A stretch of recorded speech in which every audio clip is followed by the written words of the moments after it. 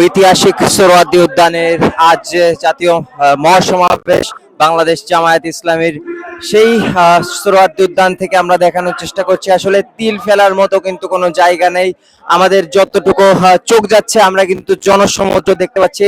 এবং এই জনসমুদ্র কিন্তু শুধুমাত্র যে সোহরাওয়ার্দী উদ্যানে রয়েছে এমনটি কিন্তু না, এই জনসমুদ্র কিন্তু ঢাকার বিভিন্ন প্রান্তে এখনো রাস্তায় যে নেতাকর্মীরা রয়েছে তারা এখনো এখানে না আসতে পেরে কিন্তু সেই জায়গাগুলোতে অবস্থান করছে। আমরা দেখানোর চেষ্টা করছি যে এই ঐতিহাসিক সোহরাওয়ার্দী উদ্যানে কিন্তু বাংলাদেশ জামায়াত ইসলামের যেই মহাসমাবেশ, সেই মহাসমাবেশের কিন্তু লোকে লোকারণ্য সেই ঐতিহাসিক মাঠটি।